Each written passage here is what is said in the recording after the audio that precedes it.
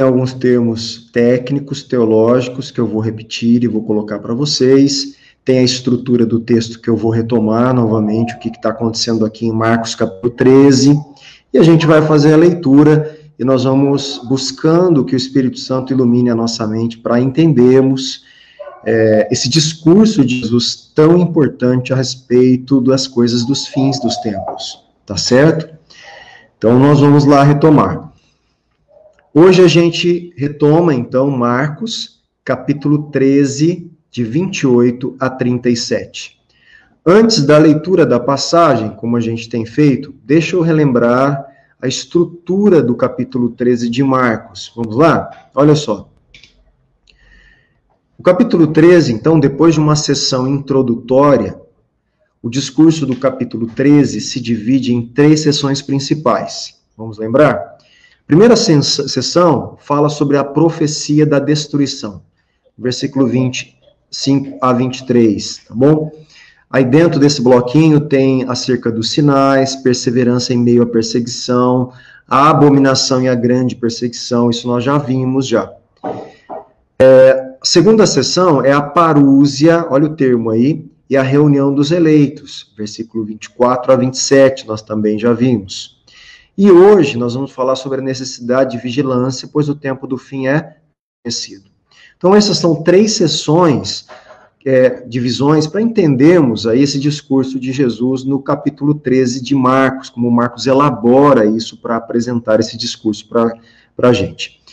Antes da gente continuar, deixa eu ressaltar 2 termos usados aqui na teologia, que a gente vai usar durante a nossa leitura expositiva desse texto. É o termo eschaton e o termo parúzia. Então, tenta lembrar aí, eschaton, essa palavra grega, que diz respeito ao quê? Aos finais dos tempos, tá bom? Lembra de escatologia, a gente está mais acostumado a usar essa palavra. Olha, escatologia, você estudou escatologia, né? O que é escatologia? Logia ali tem a ver com estudo, né? Então, escatologia é o estudo dos finais dos tempos. Então, eschaton, os finais dos tempos. Um dos acontecimentos, o acontecimento mais importante do eschaton, dos finais dos tempos, é a parúzia. A parúzia é o termo grego também, que é usado para falar da segunda vinda de Jesus, da segunda vinda de Cristo. Tudo bem? Então, retomando esses conceitos, a gente vai ler o texto, porque a gente vai citar isso. Então, eschaton, finais dos tempos. Parúzia, segunda volta de Cristo. Então, vamos agora para a ideia central dessa passagem. Uma vez que o tempo da volta de Cristo é desconhecido, tá? Ninguém sabe quando Cristo vai voltar. Esse tempo é desconhecido. O povo de Deus precisa estar sempre alerta e vigilante, à espera de sua vinda. Há um tempo desconhecido, nós não sabemos a hora exata e o dia exato, mas nós podemos entender as sinalizações desse tempo e estar prontos, preparados para essa vinda, que é o que Jesus nos incentiva, Paulo, né? Para isso, os crentes precisam permanecer fiéis e portar-se de forma condizente com sua condição como povo de Deus. Isso quer dizer que a gente não pode viver de qualquer jeito. A gente tem que viver uma vida condizente com a fé maranata, com a fé que acredita na segunda vinda de Cristo. Tudo bem? Prosseguindo, então, Jesus passa, no discurso do capítulo 13, ele passa dos acontecimentos do eschaton, então, ele passa dos acontecimentos dos finais dos tempos para a necessidade de vigilância e prontidão da parte de seus seguidores. Então, isso ele requer de nós. Então, nós precisamos permanecer o quê? Prontos, vigilantes, né, à espera dessa segunda vinda, desejosos por isso, tá bom? Vamos lá no versículo 28, então, continuar a nossa leitura do capítulo 13. Jesus diz assim: aprendam, pois, a parábola da figueira. Olha que interessante. Aprendam a parábola da figueira. Quando já os seus ramos se renovam e as folhas brotam, vocês sabem que o verão está próximo. Gente, é uma coisa aqui básica, tudo bem? Uma coisa corriqueira, cotidiana na vida daquelas pessoas da época, dos judeus, dos discípulos, de quem estava ouvindo o discurso. Eles conheciam a rotina, as estações das árvores da época, oliveira, a figueira. Então, Jesus pega, como sempre, um exemplo, né, que todo mundo podia ver, visualizar e entender, e faz uma analogia às questões que ele está ensinando sobre o tempo dos fins, sobre o escatom. Então, vamos lá para algumas anotações já. Olha só. Como William Lane observa, tendo em vista que o Monte das Oliveiras, por quê? O Monte das Oliveiras é o lugar onde Jesus está fazendo esse discurso. Tá? Então, ali nesse monte, tinha oliveiras, mas também tinha figueiras. O uso, então, dessa metáfora, né, dessa parábola sobre a figueira é natural, que Jesus está falando, então, de uma árvore próxima ali deles. Ali. Eles podiam visualizar muito bem, lembrar as estações e o que acontecia com o comportamento dessa árvore aí. Há dois tipos de frutos, né, na figueira. O fruto precoce, ou fruto verde, que aparece entre março e abril, e o figo inteiramente maduro, que aparece em maio. Então, olha só, dois momentos que essa árvore frutificava com frutos distintos e diferentes. Né? Um anunciava o outro. O precoce, em março e abril, que ele mostrava e já ia sugerir, né, o tempo do fruto maduro em maio. Jesus provavelmente aqui está se referindo aos figos precoces, que com o surgimento das folhas e botões na árvore, anunciam a chegada do verão. Então você que observa a figueira e sabe a hora que nasce o fruto precoce, as folhas, os botões, quando você percebe isso, você já identifica a estação. Você sabe que esse comportamento dessa árvore, né, isso que está acontecendo na mudança dessa árvore, está anunciando uma estação que está se aproximando. Então, dessa mesma forma, ele está dizendo que aqueles sinais que ele falou, você olhando para aqueles sinais, você também pode identificar, né, que aquilo está se aproximando, que uma nova estação, a estação do escatom, está próxima. A estação dos finais dos tempos se aproxima. Então, versículo 29, assim também vocês, quando virem acontecer essas coisas, saibam que está próximo às portas. Que coisas, né? Então, olha só. Alguns entendem essa declaração em conjunto com os versículos 24 a 27, como referência à volta de Cristo. Então, vamos retomar? O que Jesus fala no versículo 24 a 27? Então, vamos lá.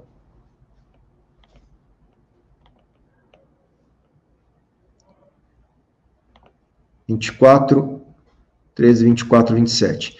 Mas naqueles dias, após a referida tribulação, então olha só, está acontecendo, ele está falando, a tribulação, o sol se escurecerá, a lua não dará sua claridade, as estrelas cairão do firmamento, os poderes do céu serão abalados, então verão o Filho do Homem vindo nas nuvens com grande poder e glória. E então ele enviará os anjos e reunirá os seus escolhidos dos quatro ventos, da extremidade da terra até a extremidade do céu. Então, alguns leem isso que ele está falando juntamente com esses versículos. Outros veem uma ligação com a maldição da figueira em capítulo 11, de 12 a 14. E a relacionam à destruição do templo de Jerusalém. Então, qual é a interpretação correta? Né? Qual é a interpretação correta desse texto aqui? Assim também, quando virem acontecer estas coisas, saibam que está próximo às portas. Jesus está falando destas coisas que ele acabou de dizer, ou ele está dizendo das coisas relacionadas também à figueira, lá do versículo 11. Então, você tem algumas interpretações que entendem que é do capítulo 11, outros entendem que é um discurso corrido aqui do capítulo 13. Agora, o interessante aqui é que nós podemos considerar as duas interpretações. É possível, olha só, vai aqui para você ver aqui, eu vou anotar aqui, ó, é possível considerar, deixa eu arrumar, é possível considerar as duas interpretações, entendendo que a destruição do templo, anunciada lá no capítulo 11, e de Jerusalém, elas são prenúncios da vinda de Cristo no julgamento final. Gente, preste atenção nisso. Jesus profetizou um juízo que iria acontecer, e parte desse juízo já aconteceu, que foi a destruição de Jerusalém e do Templo de Jerusalém em 70 depois de Cristo. Então, algumas coisas, ou várias coisas, que Jesus anunciou previamente no capítulo 11 e no 13, já aconteceu realmente. Mas o que os intérpretes entendem é que essas coisas acontecem como um prenúncio, como um início que aponta para os finais dos tempos. Aquilo não era o cumprimento último dessas profecias. Espero que você entenda isso, né? É parte de um cumprimento profético que anuncia um cumprimento maior no futuro, no escatom. É isso que eu particularmente também entendo, e muitos teólogos entendem, tá bom? Então vamos lá. Estas coisas é uma referência ao conteúdo dos versículos 4 a 13, ou dos versículos 24 a 27. Interpretações também diferentes, tá bom? Então, dá uma olhada no capítulo 13 de novo, olha, lê do capítulo 4 a 13, essas coisas estão relacionadas ao que ele falou do versículo 4 a 13, ou do que ele falou do 24 a 27, tá? Isso são coisas discutidas na interpretação do texto. Mas muitas coisas que Jesus fala, ele tem duplo sentido, duplo cumprimento em etapas e que vão se intensificando esse cumprimento. Então, a meu ver, é isso que aconteceu. Parte do que Jesus falou se cumpriu no ano 70 depois de Cristo, e a destruição do templo, então, de Jerusalém, é um prenúncio, é um anúncio daquilo que virá no escatom, nos finais dos tempos. Assim é a forma que eu entendo o texto, né, e que muitos também entendem dessa forma, tudo bem? Como eu disse, é um texto difícil, complicado, mas a gente vai caminhando aí. Versículo 30. Em verdade lhes digo, que não passará esta geração, outro problema difícil aqui, sem que tudo isto aconteça. Muito difícil uma outra interpretação, porque que geração não vai passar sem que tudo isto aconteça? E esse tudo isto está relacionado ao quê? Ao escatom ou à destruição falada anteriormente? Então, essas são dificuldades de interpretação desse texto. Eu estou apresentando para você, eu não tenho todas as respostas, né? Nem alguns teólogos, mas a partir do que a gente sabe, conhece, a gente começa a entender como isso vai se desenvolvendo, né? Então, olha só, esta geração, é provável que esse, se eu não me engano aqui, gente, eu errei da outra vez também, é Bloch, tá? Darrell Bloch, esteja correto ao aplicar a estrutura apocalíptica, tipológica ou atos modelos a esse sermão, observando que a destruição do templo se tornaria um modelo dos acontecimentos nos fins dos tempos. Então, o que ele está dizendo? Que Jesus trabalhou com uma linguagem de ato modelo. Então, o ato modelo, destruição do templo do ano 70 depois de Cristo, foi o quê? Um modelo daquilo que virá no escatom. Então, eu particularmente concordo com isso também.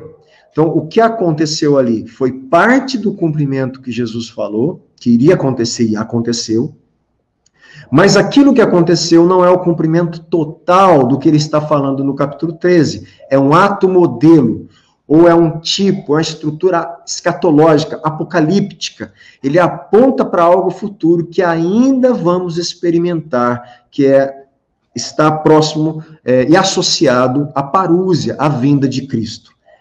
Espero estar podendo ajudar vocês. Eu sei que são nomes difíceis, é um texto um pouco mais delicado e teológico, mas me acompanhe aí. Portanto, para a interpretação de Bloch, esta geração se refere ao povo do tempo de Jesus, que vivenciaria o juízo de 66 a depois de Cristo. Se essa é a interpretação correta, A geração que Jesus está falando, essa geração não passará, antes que tudo isso aconteça, já aconteceu. Porque aquela geração realmente viu se cumprir a promessa de Jesus, o anúncio de Jesus da destruição de Jerusalém. E Jerusalém foi destruída naquela geração, enquanto Jesus estava falando para elas, eles presenciaram o juízo de Deus nessa época. Então, essa é uma forma de interpretar, que eu acredito que faz sentido, mas não é só isso.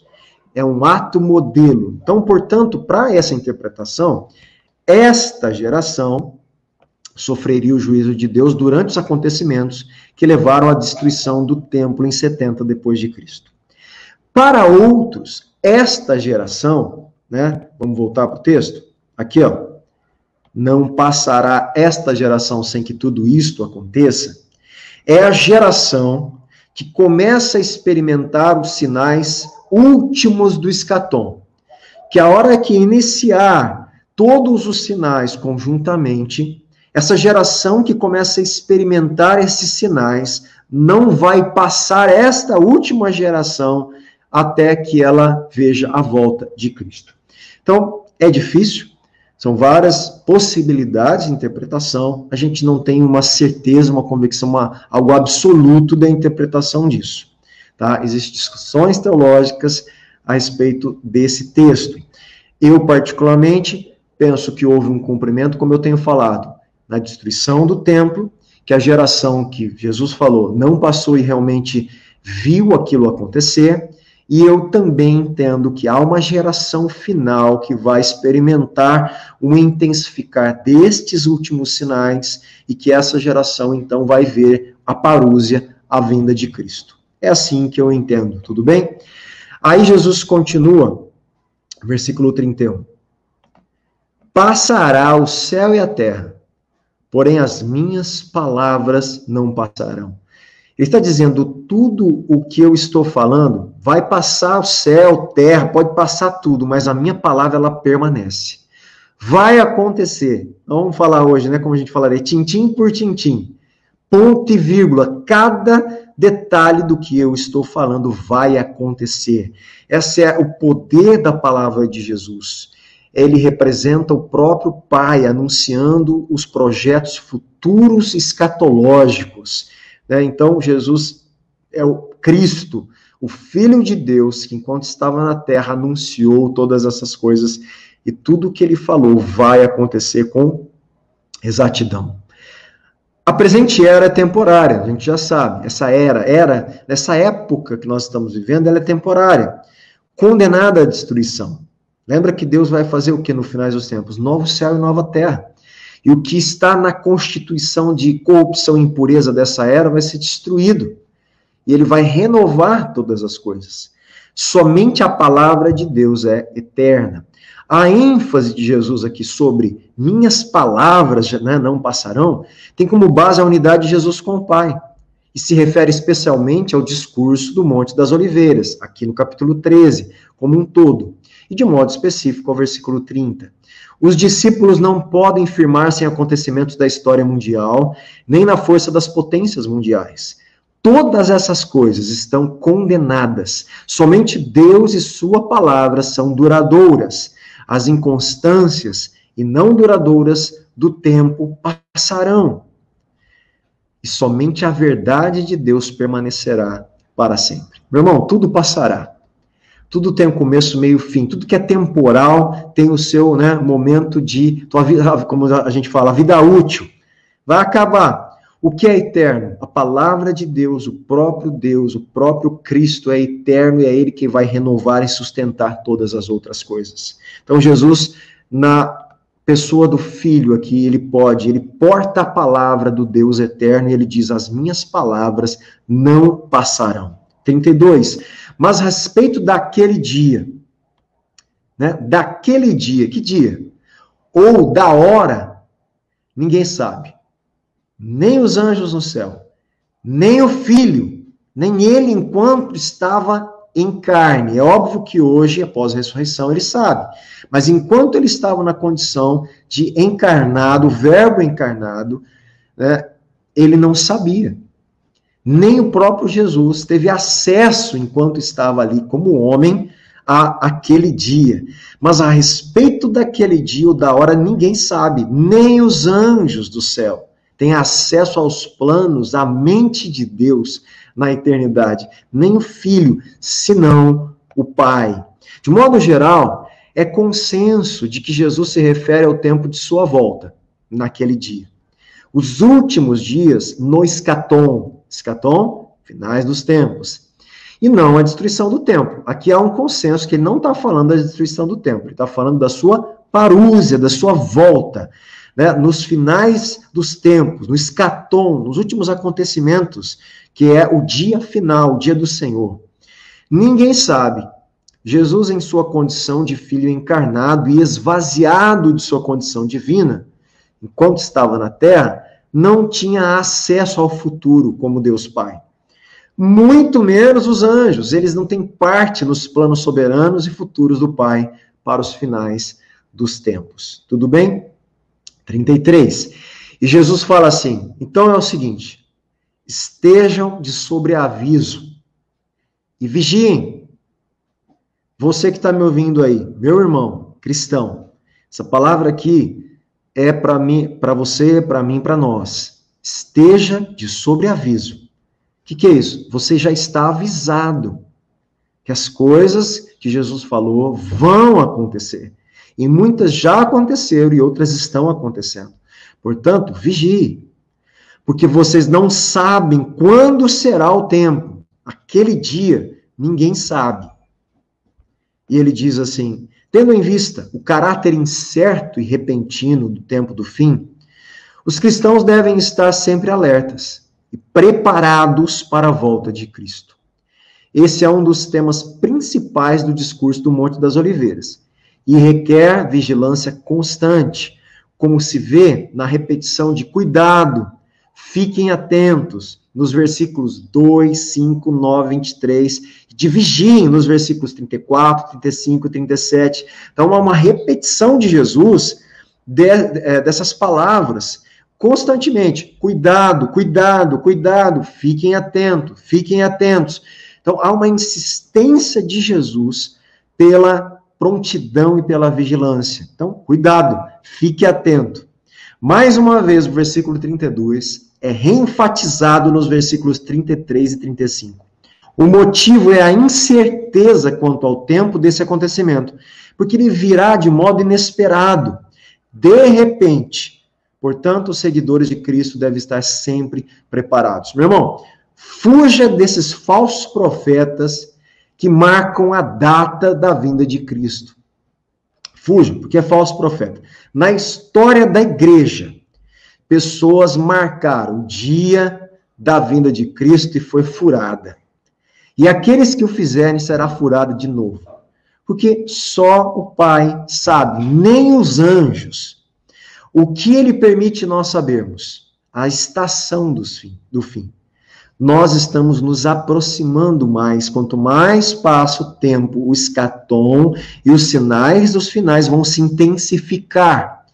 E como dores de parto de uma mulher, contrações da criação vão acontecer. E o tempo dessas contrações vão diminuir. Gente, mais ou menos mesmo, a dor de parto aí das mulheres que entendem melhor, que passou por parto normal, que sabe, que rompeu a bolsa, e que veio as contrações vieram.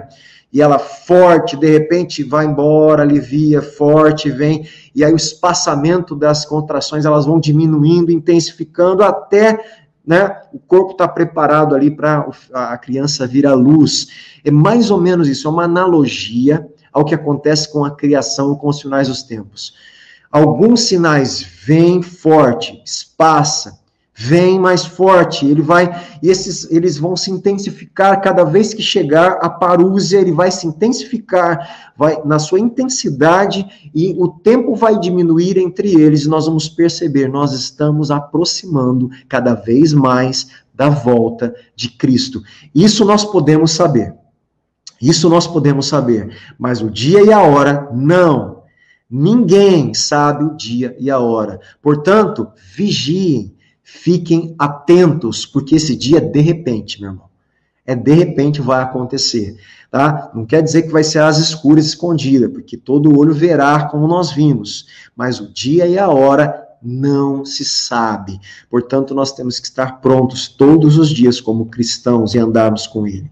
Cumprimos a nossa missão como igreja, porque de tudo que Jesus está falando dos finais dos tempos, o único sinal, eu tenho enfatizado isso, que nós temos controle, entre aspas, né? Controle no sentido, é uma participação nossa, não é descobrir quando ele vai vir, é participar da vinda de Cristo. Como nós participamos? Pregando o evangelho a todas as nações.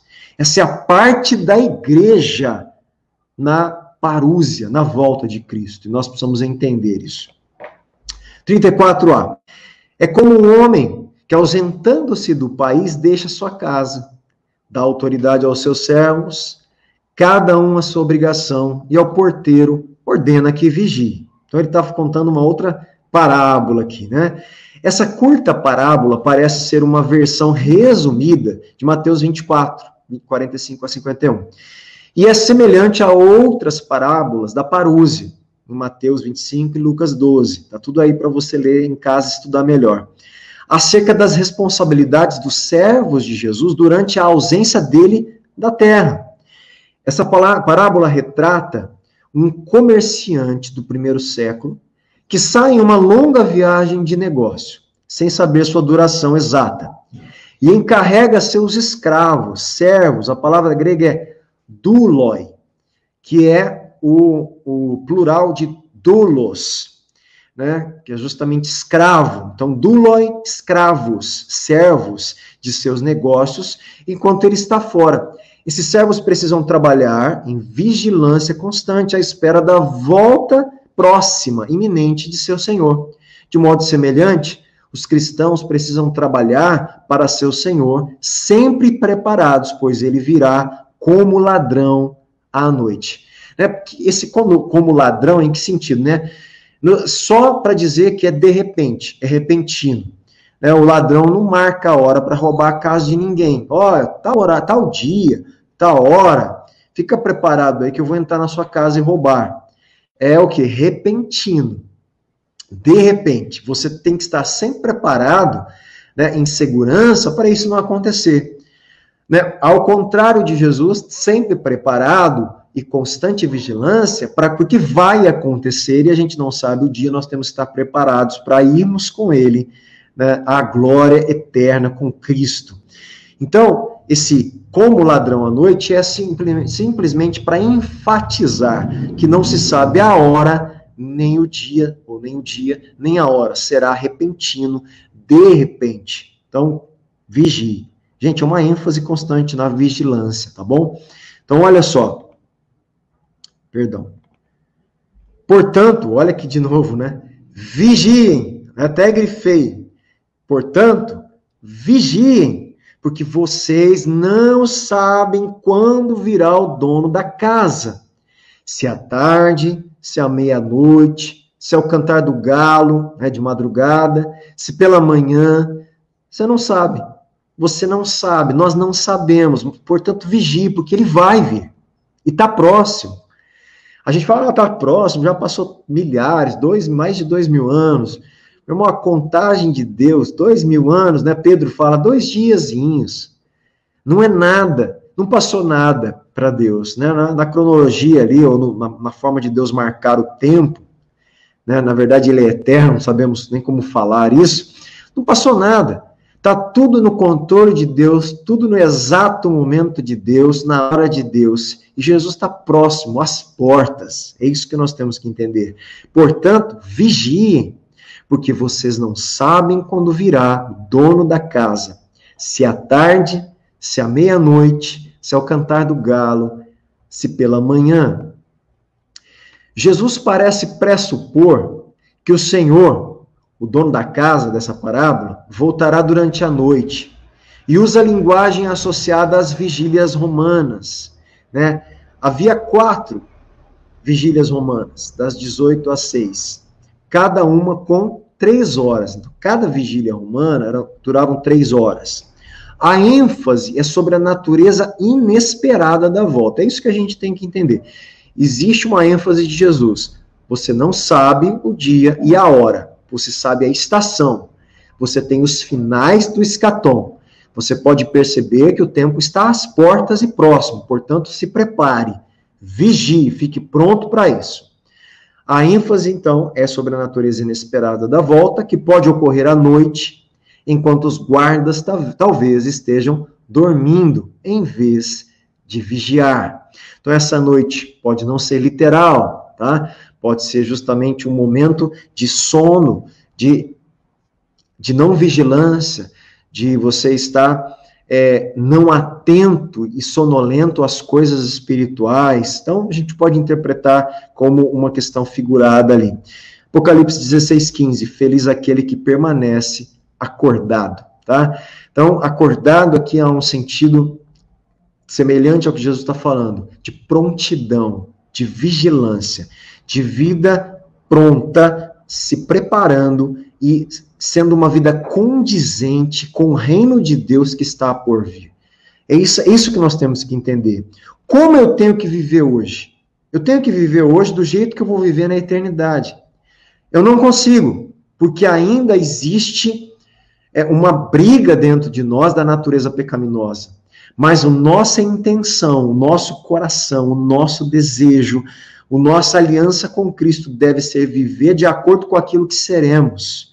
Viver de acordo com aquilo que vamos vislumbrar na eternidade. Nos adequar à nossa vida, aquilo que Ele vai proporcionar a nós, perfeição e santidade. E que os nossos pecados não sejam o nosso modo de vida, mas seja deslize que aconteceu e nós voltamos logo para o caminho, para caminhar com Cristo, para aquilo que seremos santos e aqueles que vão agradar o coração do Pai, nos tornando cada vez mais semelhantes ao Filho, que é Jesus o Cristo, o Filho de Deus. Prosseguindo, versículo 36. Para que, vindo ele inesperadamente, não encontre vocês dormindo. Esta declaração apresenta de modo explícito o que fica implícito na parábola e em sua explicação nos versículos 34 e 35. Os vigias deviam permanecer alertas durante toda a noite, e eram aplicados castigos severos aos sentinelas que fossem pegos dormindo. Aliás, é exatamente o que acontece no Getsêmani, a gente vai ver. Quando Jesus pede a seus discípulos que vigiem e orem, mas a cada vez eles pegam no sono. Os discípulos no Getsêmani não conseguiram vigiar e orar, não conseguiram ficar alertas e de prontidão, não conseguiram ajudar Jesus no momento difícil de suar sangue ali, de aceitar o cálice que era proposto a ele. E Jesus pediu e eles caíam no sono ali, e era num sono físico e espiritual.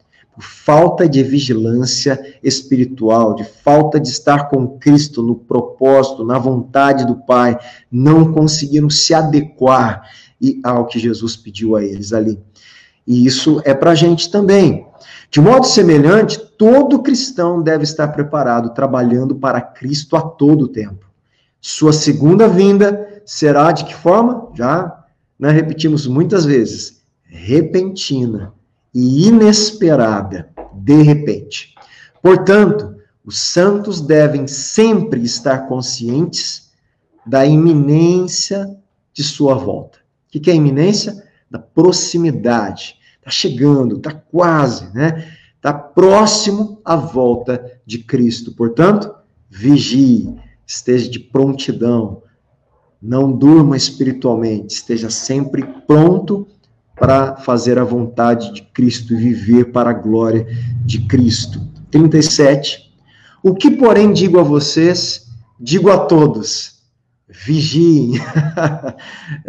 Tantas vezes aqui, tantas ênfases do próprio Jesus. Então, meu irmão, é importante você vigiar, você estar pronto, entendendo, o escatom está próximo. A parúzia, a volta de Cristo está próxima. Nós não sabemos o dia, não sabemos a hora, mas os sinais estão apontando. Tudo que ele falou vai acontecer. Portanto, vigie, tá certo? As últimas considerações aqui do 37. Essa exigência de vigilância tem dois aspectos. Um é positiva e constitui a bendita esperança que leva cada seguidor de Cristo a orar: venha o teu reino.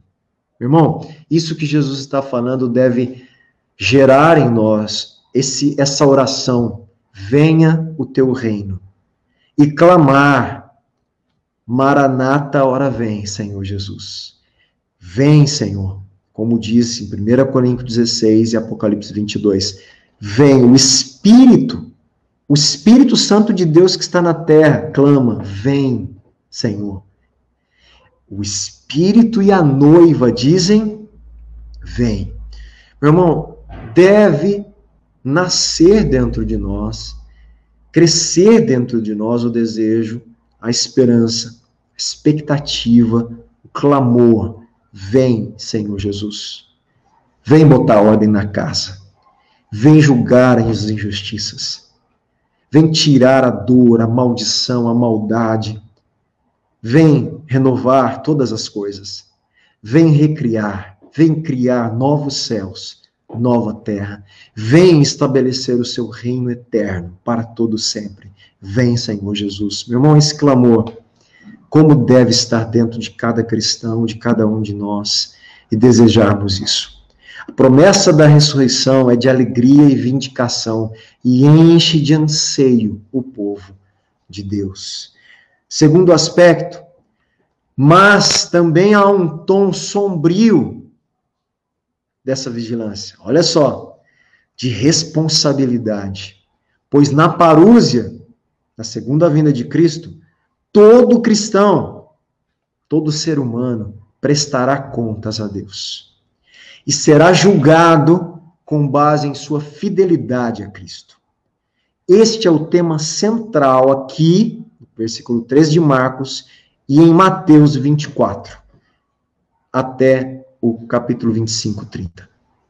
Meu irmão, terminando, eu só tenho que dizer o quê? Vigie. Esteja pronto, preparado. Não durma. Não esteja desatento aos acontecimentos dos finais dos tempos. E que nasça, cresça, amadureça dentro de você o desejo, ao ponto de você clamar com o Espírito Santo de Deus: Maranata, ora vem, Senhor Jesus. E alinhar o seu coração a pregar o Evangelho, fazer discípulos, a pregar o Evangelho a todas as nações. Aí, no seu vizinho, nos lugares da nossa cidade, dos nossos amigos, das pessoas que temos contatos, pregar o Evangelho, enviar missionários para a África, para a Europa, para o Oriente, para as Américas, para os lugares que tem muitos lugares que não ouviram o Evangelho, lugares com pouca evangelização, lugares que não ouviram ainda quem é Jesus, o Cristo, Filho de Deus, lugares que precisam dessa mensagem da salvação. Que nós aqui, Ministério Fonte de Vida, e as outras pessoas que também não são, que é cristão, que ouve, que assiste essa live, né, e que vai assistir depois, abra o seu coração para colaborar com a missão, que é uma missão de Deus, é a Missio Dei, missão de Deus, que é a evangelização de todas as nações. Essa é a missão tua e minha como cristão, é a missão da igreja. E isso é dessa forma que nós desejamos e colaboramos com a segunda volta de Cristo, com a parúzia. Tá bom?